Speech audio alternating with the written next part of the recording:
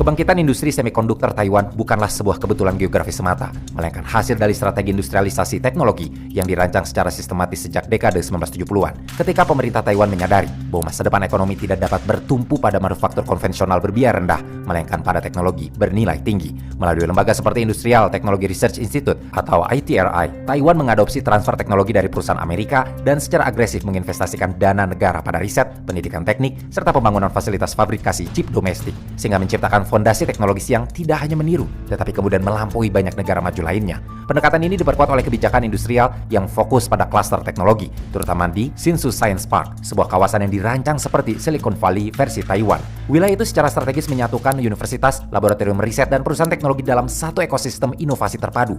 Model ini menghasilkan efek jaringan yang sangat kuat, menghubungkan teknisi-teknisi lokal berbakat yang berkembang pesat, rantai pasok yang terbentuk secara alami, dan inovasi teknologi tumbuh secara berkelanjutan setiap hari, menjadikan Taiwan bukan sekadar produsen, melainkan pusat kompetensi chip global. Seiring berjalannya waktu, Asia Timur dengan Jepang sebagai pionir elektronik, Korea Selatan sebagai raksasa chip memori, dan Taiwan sebagai spesialis chip logika, membentuk ekosistem teknologi regional yang saling melengkapi dan memperkuat posisi Taiwan sebagai simpul manufaktur berteknologi tinggi dalam rantai pasok global. Dominasi Taiwan dalam industri chip modern sendiri tidak dapat dipahami tanpa memahami model bisnis foundry yang dipelopori oleh Taiwan Semiconductor Manufacturing Company atau TSMC. Mereka melakukan sebuah inovasi struktural yang mengubah arsitektur industri semikonduktor global. Berbeda dengan model tradisional perusahaan semikonduktor yang merancang sekaligus memproduksi chip, TSMC justru hanya memfokuskan diri secara eksklusif pada fabrikasi atau produksi, memungkinkan perusahaan lain untuk menjadi fabless atau memproduksi tanpa harus membangun pabrik yang sangat mahal. Sejauh ini perusahaan teknologi terbesar dunia seperti Apple, Nvidia, AMD, dan Qualcomm bergantung pada foundry Taiwan untuk memproduksi desain chip mereka, yang konsekuensinya menciptakan ketergantungan struktural yang sangat besar terhadap kapasitas manufaktur Taiwan.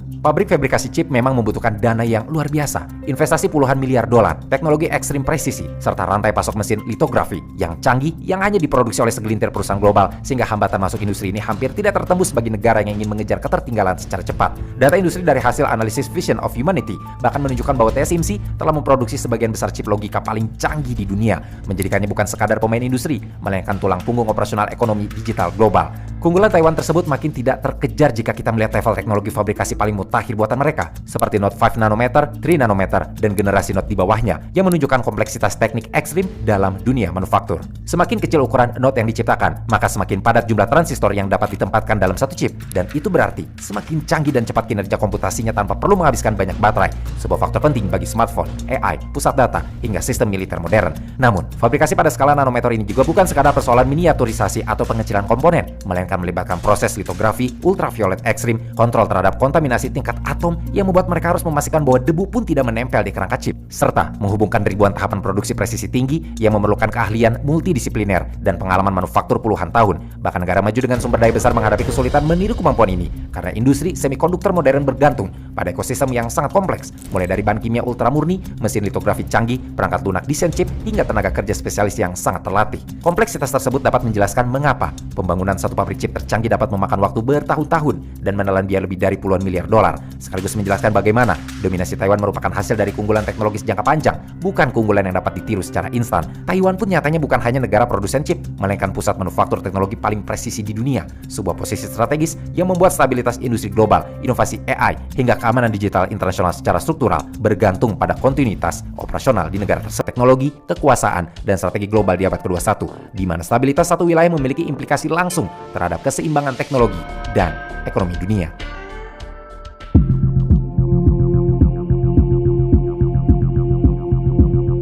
Dunia modern seperti tubuh digital raksasa, dan chip adalah sistem sarafnya. Dalam struktur ini, Taiwan bukan sekadar produsen chip, melainkan pusat koordinasi global yang menentukan ritme produksi teknologi dunia. Perusahaan seperti Taiwan Semiconductor Manufacturing Company atau TSMC memproduksi sebagian besar chip paling canggih di dunia, termasuk Note 5 nanometer dan 3 nanometer yang menjadi fondasi bagi AI, smartphone flagship, server, dan superkomputer. Jika konflik militer, blokade laut, atau gangguan politik terjadi di Taiwan, dampaknya bukan hanya regional, tetapi sistemik dan instan terhadap rantai pasok global. Industri semikonduktor tidak bekerja seperti industri manufaktur biasa yang bisa dipindahkan dengan cepat. Pabrik chip membutuhkan waktu pembangunan 3 hingga 5 tahun, investasi puluhan miliar dolar, dan ekosistem logistik ultra presisi. Bahkan perusahaan besar seperti Intel, Samsung Electronics, dan TSMC sendiri membutuhkan waktu sangat lama untuk mereplikasi kapasitas produksi kelas dunia. Jika produksi Taiwan terganggu hanya beberapa bulan, dunia akan mengalami shock supply chain yang lebih parah dibanding krisis chip saat pandemi COVID-19. Gangguan ini akan merambat secara berlapis. Pertama, perusahaan teknologi global tidak akan menerima chip sesuai jadwal produksi. Kedua, stok cadangan industri hanya mampu menahan produksi dalam waktu terbatas.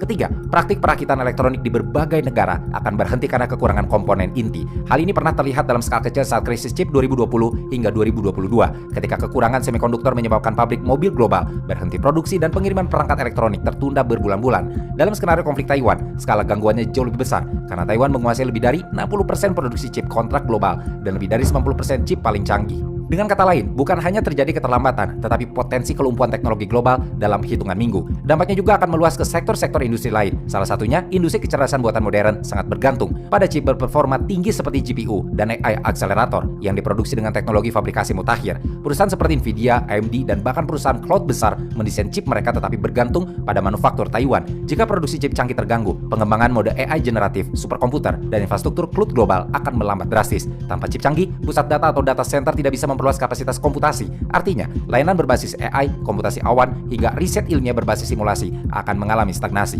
Dunia digital tidak akan berhenti total, tetapi pertumbuhannya akan tercekik oleh keterbatasan hardware. Selain itu, sebagian besar smartphone premium dunia menggunakan chip yang diproduksi di Taiwan, termasuk prosesor dari perusahaan seperti Apple dan Qualcomm. Gangguan produksi berarti keterlambatan peluncuran produk, kenaikan harga perangkat, dan kelangkaan barang di pasar global. Bukan hanya smartphone, tapi juga laptop, tablet, konsol game, dan perangkat IoT akan terkena dampaknya. Dalam ekonomi digital modern, perangkat elektronik bukan lagi barang sekunder, melainkan kebutuhan dasar untuk bekerja, belajar, dan berkomunikasi. Gangguan pasokan chip berarti gangguan pada kehidupan digital sehari-hari masyarakat global. Dari industri otomotif modern pun terdampak, karena mobil modern bukan sekadar kendaraan mekanis, tetapi komputer berjalan. Kendaraan listrik, kendaraan dengan Advanced Driver Assistance System, dan mobil otonom membutuhkan ratusan hingga ribuan chip. Saat krisis chip global sebelumnya, perusahaan otomotif seperti Toyota dan Volkswagen Group terpaksa mengurangi produksi jutaan unit kendaraan. Dalam skenario konflik Taiwan, dampaknya bisa lebih ekstrim, seperti penghentian produksi massal kendaraan global, kenaikan harga mobil, dan perlambatan transisi menuju kendaraan listrik. Dan yang paling berdampak adalah cloud dan internet global. Internet modern saat ini ditopang oleh server, router, dan infrastruktur jaringan yang semuanya bergantung pada semikonduktor canggih. Jika produksi chip terganggu, ekspansi infrastruktur cloud oleh perusahaan seperti Amazon Web Service dan Google Cloud akan melambat. Hal ini bisa menyebabkan layanan digital menjadi lebih mahal, lebih lambat berkembang, dan kurang inovatif. Gangguan terhadap Taiwan bukan hanya krisis teknologi, tetapi juga krisis ekonomi global. Semikonduktor adalah komponen inti dalam hampir semua sektor ekonomi modern, dari industri manufaktur hingga keuangan digital. Ketika pasokan chip terganggu, biaya produksi teknologi meningkat, kenaikan biaya ini kemudian diteruskan ke konsumen dalam bentuk inflasi teknologi. Seperti harga gadget, kendaraan, dan layanan digital akan naik secara signifikan. Pasar global juga akan mengalami disrupsi besar. Saham perusahaan teknologi kemungkinan akan bergejolak karena ketidakpastian pasokan komponen. Investor global akan merespon dengan menarik dana dari sektor teknologi dan manufaktur yang sangat bergantung pada chip. Efek domino ini dapat memicu perlambatan ekonomi global, bahkan potensi resesi sektor teknologi. Selain itu, negara-negara besar seperti Amerika Serikat, Tiongkok, dan negara-negara Uni Eropa akan berlomba mempercepat kemandirian semikonduktor melalui investasi besar dalam industri chip domestik. Namun proses ini tidak bisa instan. Membangun ekosistem semikonduktor membutuhkan sumber daya manusia spesialis, teknologi litografi canggih, serta rantai pasok bahan baku yang kompleks, termasuk mesin dari perusahaan seperti ASML yang memonopoli teknologi ekstrim ultraviolet litografi. Dalam jangka panjang, konflik yang mengganggu Taiwan berpotensi membentuk ulang peta ekonomi dunia. Dunia bisa memasuki era pemecahan teknologi, di mana blok geopolitik membangun ekosistem chip masing-masing. Namun dalam jangka pendek, realitasnya jauh lebih brutal, mulai dari kelangkaan chip, kenaikan harga global, perlambatan inovasi, dan tekanan besar terhadap ekonomi digital yang kini menjadi tulang punggung peradaban modern.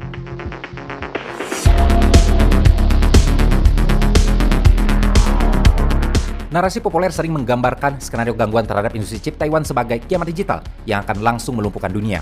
Tetapi analisis rasional menunjukkan gambaran yang lebih kompleks, bukan kolaps total peradaban, melainkan krisis teknologi global yang dalam, berkepanjangan, dan berlapis. Dunia modern memang sangat bergantung pada chip, namun sistem global memiliki tingkat cadangan terbatas melalui produsen lain seperti Samsung di Korea Selatan, Intel di Amerika Serikat, serta Foundry di Jepang dan Tiongkok. Meskipun kapasitas dan teknologi mereka belum sepenuhnya mampu menggantikan dominasi manufaktur canggih Taiwan dalam jangka pendek. Perbedaan antara krisis teknologi dan keruntuhan peradaban digital terletak pada skala dan durasi dampak. Keruntuhan total berarti sistem komunikasi, keuangan, dan infrastruktur runtuh secara simultan. Sedangkan krisis teknologi lebih realistis berupa kelangkaan chip, perlambatan inovasi, lonjakan harga perangkat elektronik, dan gangguan produksi lintas industri. Data dari Semiconductor Industry Association atau SIA Taiwan menunjukkan bahwa saat ini lebih dari 70% produksi chip tercanggih dunia masih terkonsentrasi di Taiwan, terutama melalui TSMC, sehingga gangguan di wilayah ini akan menciptakan shock pasukan global. Tetapi bukan berarti produksi chip dunia berhenti sepenuhnya. Selain itu, industri teknologi global juga memiliki buffer berupa stok chip strategis yang disimpan oleh perusahaan besar dan pemerintah. Meskipun stok tersebut umumnya hanya cukup untuk beberapa bulan, bukan bertahun-tahun.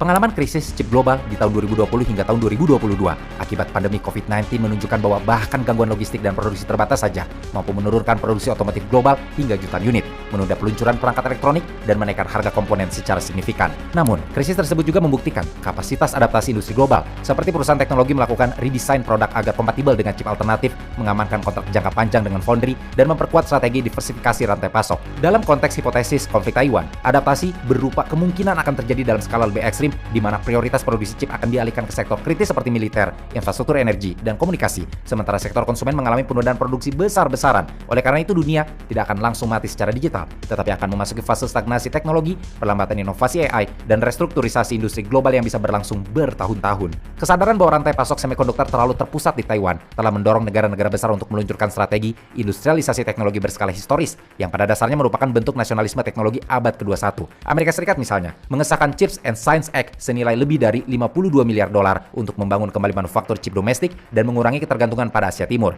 Dengan investasi besar oleh perusahaan seperti Intel dan pembangunan fasilitas manufaktur TSMC di Arizona, Jepang juga menghidupkan kembali industri semikonduktor melalui kemitraan dengan perusahaan global dan pendanaan proyek Rapidus untuk mengembangkan chip generasi berikutnya. Sementara Uni Eropa meluncurkan European Chips Act guna meningkatkan kapasitas produksi chip regional hingga 20% pangsa pasar global pada dekade mendatang. Strategi ini bukan sekadar ekonomi, tetapi geopolitik, di mana kontrol atas semikonduktor berarti kontrol atas AI, pertahanan, dan kekuatan digital global. Fragmentasi rantai pasok global pun mulai terlihat, di mana perusahaan teknologi tidak lagi bergantung pada satu wilayah produksi, melainkan membangun jaringan manufaktur multinegara sebagai bentuk mitigasi risiko geopolitik.